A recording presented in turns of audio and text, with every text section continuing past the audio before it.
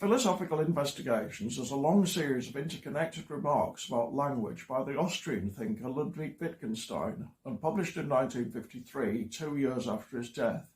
He'd already produced a highly influential book, the Tractatus Logico-Philosophicus, on the same subject in 1921, where he'd reached very different conclusions.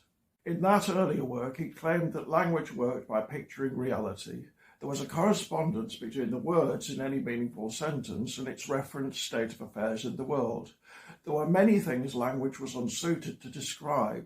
Art and morality might be examples, and those things were best passed over in silence. Unfortunately, they included some of the deepest problems of life. In this scheme, all the problems of philosophy are either soluble or dissolvable. The dissolvable ones concern things which can't be said. The rest are puzzles which can be unscrambled partly by examining their logical structure and then by revealing their relation to the world. Shortly after the publication of the Tractatus, however, Wittgenstein came to believe it was flawed. He'd planned to give up philosophy altogether. What was the point, since in principle at least he'd solved all its problems?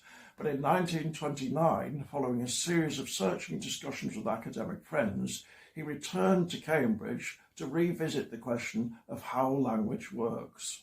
The major result over 20 years later was the Philosophical Investigations, which inspired something of a revolution in the discipline. In some ways, it retained the radical conclusions of the Tractatus. There really weren't any deep philosophical problems outside language, but in all other respects, its conclusions were completely different. Firstly, there wasn't any proper structure to language against which all other applications should be found wanting. The meaning of a sentence was generally to be found in its use, and that occurred in a form of life, a specific set of relations between humans in a particular context. Different uses of language in different forms of life had family resemblances, but no shared underlying essence. When one uses language, one's participating in a kind of game, rule-governed, yes, but whose rules aren't set in stone. Just as a child's game of catch may evolve new rules as it goes on, so might language. So we can talk about language games, different discourses with different grammars, embedded in different forms of life.